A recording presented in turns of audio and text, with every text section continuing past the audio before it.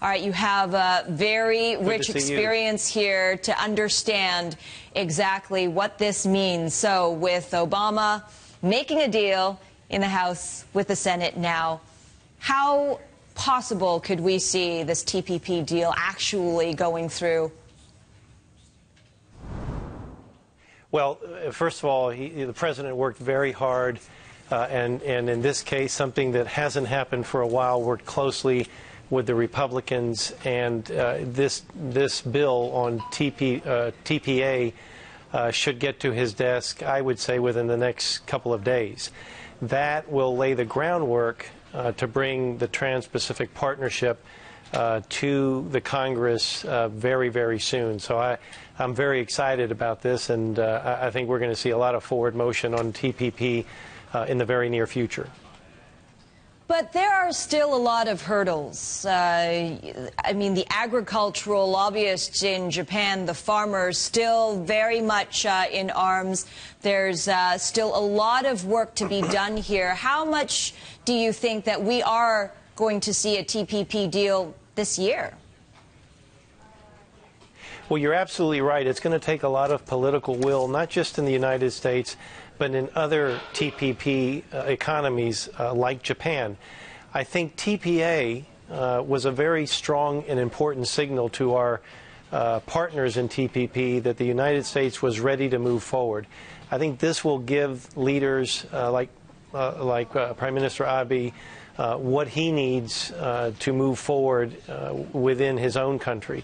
So I'm very optimistic that with the passage of TPA, we're sending a very strong signal that we can all move forward together. I agree with you. There are some obstacles, but we can overcome them.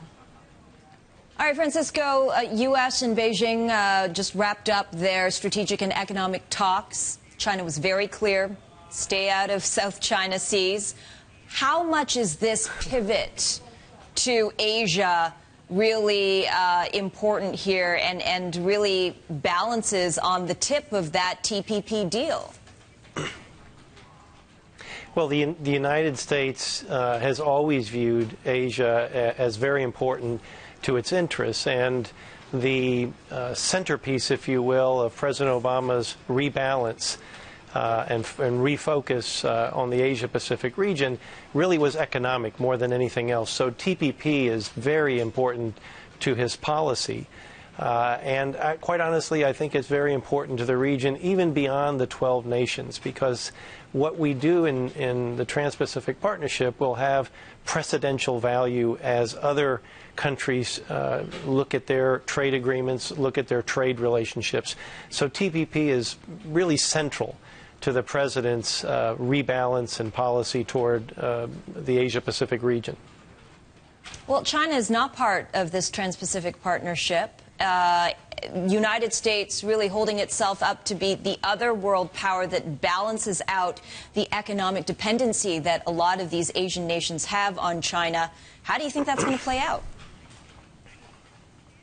Well, first of all, TPP is really intended to be a platform. So while there are currently 12 economies that form TPP, there really is no reason why other economies can't join, and that would include China. It has never been the policy of the United States to preclude China from joining the TPP. So it doesn't necessarily have to be one set of trade groups under TPP and another set of countries in a different trade group. I think that this is going to have value for all countries in the region, even those that are not yet currently members of TPP, but could be in the future. All right, we know that the strategic and economic talks that happened over the past couple of days really gears up for Xi Jinping's visit to Washington in September. How do you think the meeting of those two leaders is going to go? What are we going to see out of it?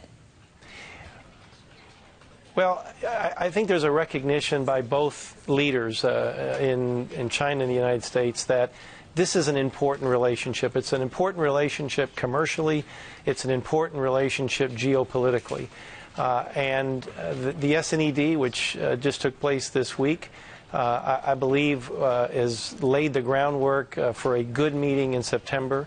While we have our tensions and our disagreements, both China and the United States recognize that there are many things that we can do together for the benefit of each of our countries and, quite honestly, for the benefit of the world. So I'm very optimistic that the meeting in September will be a good visit and fruitful for both China and the United States.